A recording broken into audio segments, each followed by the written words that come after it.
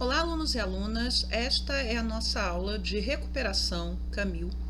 E o tema da aula é Renascimento Cultural e Científico. Tem renascimento na prova? Tem, e a gente vai ter que relembrar algumas questões a respeito disso. Então vamos lá. Primeira coisa, o Renascimento ele começa na Itália. A Itália é o grande centro, né, dessas inovações culturais, artísticas e científicas, e é um grande centro de cultura, pelo menos a partir do século XIII, final do século XIII, XIV, XV, e o Renascimento na Itália ele começa a perder força na primeira metade do século XVI, que é exatamente nesta época, século XVI, final do século XV, que o Renascimento ele transborda para outras regiões da Europa. Então, por que o Renascimento começa na Itália? Temos que lembrar o seguinte: riqueza vinda do comércio.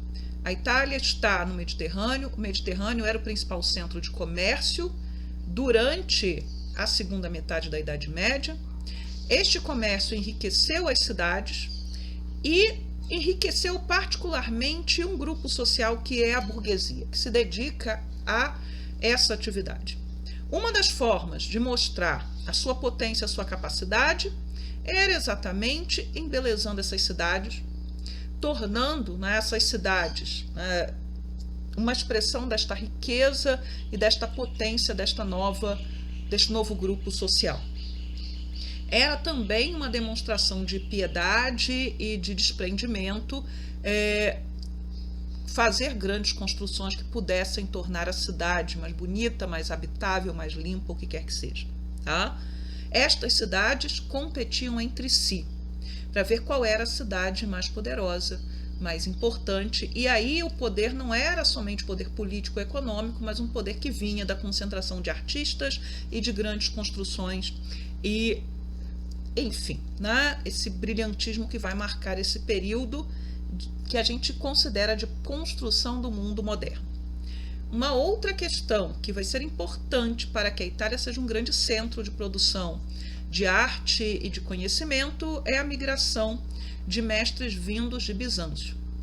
O Império do Oriente vai cair nas mãos dos turcos e antes que ele caia, ele vai sendo, partes deles vão sendo incorporadas, tomadas, e muitos bizantinos vão vir para a Itália. Alguns já estavam na Itália, porque o Império do Oriente teve territórios na Itália durante muito tempo. Então eles trazem inovações técnicas na pintura que vão ser aplicadas dentro do território italiano no primeiro momento. Tá? Características gerais do Renascimento. Primeira delas, importante, que é o classicismo e o humanismo, que é essa apreciação pela cultura clássica greco-romana. E no caso, pensando no humanismo, como você vai colocar em primeiro plano a necessidade de ter uma melhor tradução da Bíblia, também de línguas que estavam relacionadas com os textos bíblicos, como o hebraico, o aramaico, também vão cair na órbita de interesse desses humanistas, tá? Mas era principalmente a cultura greco-romana. Então a língua, a literatura, a religião e as expressões artísticas típicas desta cultura grega, clássica e romana, que reproduzia em certo sentido a cultura grega, indo além dela em alguns aspectos. Um desprezo por tudo que era medieval. Então, o termo renascimento vai ser cunhado no século XVI da mesma maneira que o termo medieval, porque os homens e mulheres da Idade Média se consideravam modernos, porque os antigos eram os gregos e os romanos. De qualquer maneira, essa ideia de que a Idade Média era um momento em que não havia cultura, em que não havia ciência, em que a arte era deformada, não era uma arte que reproduzia o real ou o ser humano no seu esplendor, ou o mundo como ele era. Gente, eu estou falando que é como os renascentistas tendiam a pensar. Não estou dizendo que a Idade Média era assim, tá? São duas coisas diferentes. Antropocentrismo. A valorização do ser humano, o homem como medida de todas as coisas, o homem como centro da criação divina, como a coroa da criação. Então, os olhos, ao invés de estarem voltados para o céu, naquela ideia de que o objetivo era a vida futura, Os homens do Renascimento, eles valorizam a capacidade humana de criar e de construir aqui neste mundo. E aí em todos os sentidos, né? Construir belas obras de arte, belos palácios, belas catedrais, grandes riquezas, o que quer que seja, tá? A arquitetura medieval, gótica, da segunda metade da Idade Média, ela aponta para o céu. A arquitetura renascentista, ela ao invés de ser vertical, alongada, ela tende a se espalhar acompanhando a Terra, ela está bem presa aqui na Terra, além das influências do que seria a arquitetura grega e romana. Uma outra característica seria o individualismo. Então, o ser humano, ele é parte de um grupo, isso não vai se romper ainda tão cedo, mas a ideia de que você tinha uma contribuição especial a dar, que você era responsável pelas suas ações, e isso se reflete na representação, muitas vezes, da roda da fortuna, da boa sorte, em que, ao invés de ser uma roda que vai girando e uns sobem e outros descem, muitas vezes a representação da roda da fortuna com o ser humano guiando essa roda como se essa roda fosse um leme, ou seja, você é capaz, ou começa a ser percebido o ser humano como alguém capaz de definir o seu destino. Em certa medida, sim, isso vai estar sendo discutido ali, embora as condições econômicas, sociais ainda não permitissem que os indivíduos deixassem de se pensar como parte de um grupo. É uma sociedade estamental. Ou você é nobre, ou você é clero, ou você é burguês, mas o individualismo, que vai ser uma marca dessa burguesia, o burguês é aquele que pode se diferenciar dos outros pela sua competência e ir além, vai ser marcado, por exemplo, no desenvolvimento do retrato. Não há arte mais individualista que o retrato, que vai tentar marcar na pintura as características de um indivíduo em especial, distinguindo-o de outros. E o retrato ele é típico desse momento e vai ser melhor desenvolvido exatamente naquelas regiões onde essa burguesia vai avançar mais. Inclusive, os grandes mestres retratistas não serão nem os italianos, vão ser aqueles do norte da Europa, da região principalmente da Holanda e do que depois vai ser a Bélgica. E o universalismo, o verdadeiro intelectual é aquele que sabe tudo, ou sabe o máximo de todas as coisas. Não existe especialista no Renascimento. Uma outra questão, o naturalismo. A arte medieval, ela não é uma arte naturalista. Ela imagina o mundo, ela representa o mundo como ele é imaginado principalmente a partir de categorias religiosas ou outras. Os renascentistas, eles vão estar comprometidos em tentar representar o mundo e a natureza como ela é. O racionalismo, que é a valorização do senso crítico, da razão e uma oposição ao que seriam as superstições, aquilo que não pode ser provado. O racionalismo, junto com o empiricismo que vem depois, que é a valorização do método científico da investigação, permitem o desenvolvimento da ciência, principalmente a partir do século XVII, que é quando a gente tem a chamada Revolução Científica, com Newton na física e outros grandes intelectuais que vão estar pensando a ciência já num outro patamar, mas para isso você tem que ter tido ali as discussões do Renascimento, tá? É uma nova mentalidade, é uma nova forma de ver o mundo, mas que ninguém pense que você teve ainda uma ruptura profunda em questão religiosa. A maioria dos renascentistas eram profundamente religiosos, mas eles eram religiosos que queriam ter um papel nesse mundo também, que estavam pensando nesse mundo terreno e em como tornar esse mundo melhor. Daí, não só melhor, mas mais agradável. Daí uma outra característica do Renascimento, que pode aparecer numa questão, é o hedonismo, a valorização dos prazeres.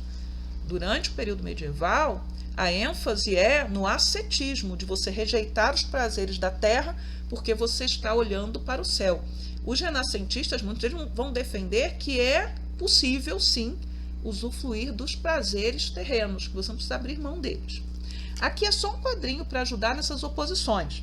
Misticismo, racionalismo, coletivismo e individualismo, o antinaturalismo na arte, né, e o naturalismo, o teocentrismo, Deus no centro, Deus como referente de tudo, e o antropocentrismo, agora o homem no centro de tudo, mas ainda assim como o exemplar mais perfeito da criação divina.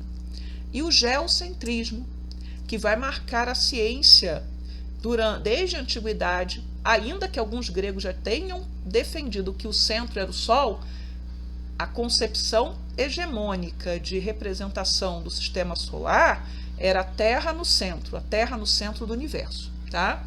E agora o heliocentrismo. Aqui são exemplos de arte ao longo do período medieval. Vocês vão pegar, aqueles que não pegaram, os slides que estão lá no bloco do Camil, e vocês vão visualizar essas obras de arte. Ninguém vai perguntar nome de artista para vocês. Fiquem calmos em relação a isso. Tampouco você vai ter lá o quadro e diga quem fez isso, tá? Ou faça a associação entre um e outro. São exemplos somente, tá? Muito bem, uma categoria importante. A arte, ela era patrocinada. E quem patrocina a arte é o mecenas. Então, mecenato é isso. São indivíduos que vão patrocinar as artes e as ciências. Normalmente, em troca de algum louvor. O louvor virá. O indivíduo que patrocina a pintura de um grande quadro, sei lá, da crucificação de Cristo, ele vai exigir que o artista coloque lá entre os espectadores da crucificação. Ou, né, o nascimento da Virgem Maria, que é uma representação muito frequente nesse período, ele vai pedir que a mãe dele seja colocada como uma das parteiras da Virgem Maria.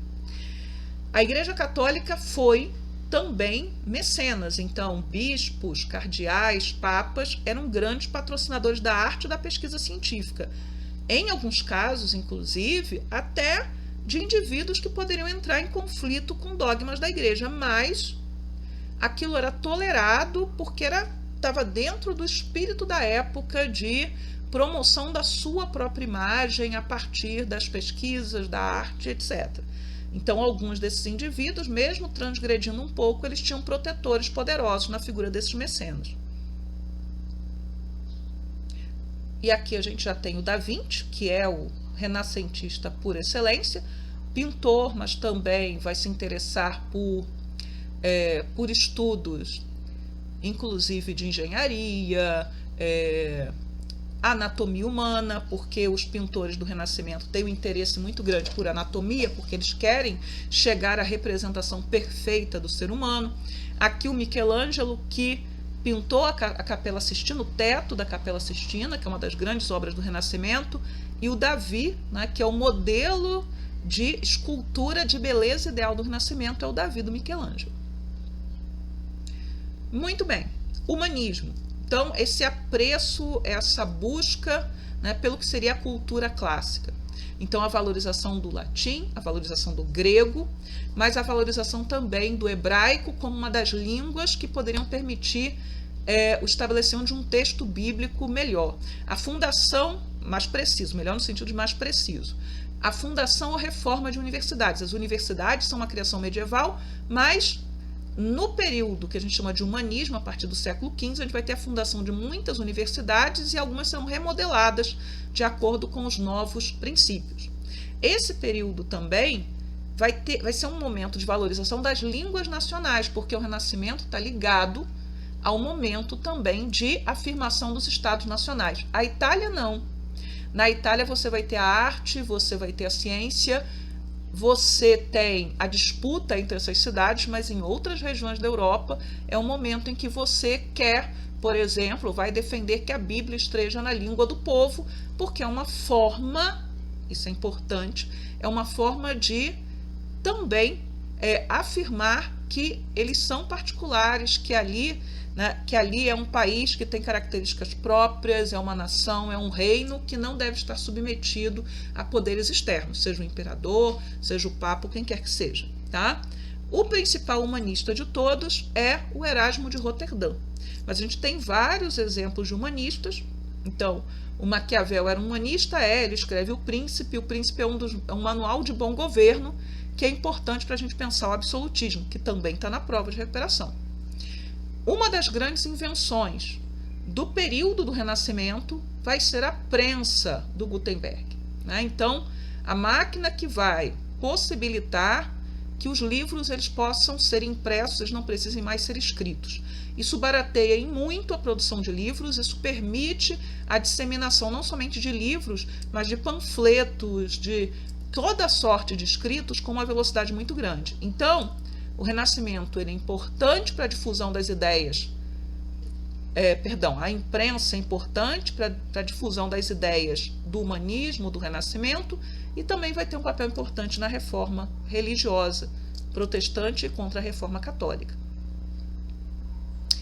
Quando a gente pensa em Renascimento fora da Itália, a gente tem que lembrar, né, que o Renascimento ele sai da Itália já no século XV e ele vai se expressar fora da Itália na literatura e nas artes. No caso da literatura, se a gente pensa Portugal, vem principalmente na cabeça o Camões, com os Lusíadas.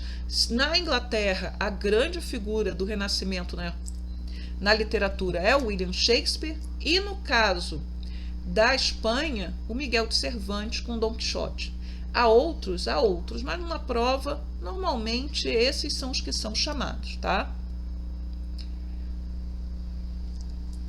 Aqui, né, um exemplo do retrato, a arte do retrato e ali o mecenato. Veja, tem a Virgem no centro, mas em torno da Virgem Maria, você tem a família do sujeito que bancou o quadro ou da família do artista, né, que fez o quadro.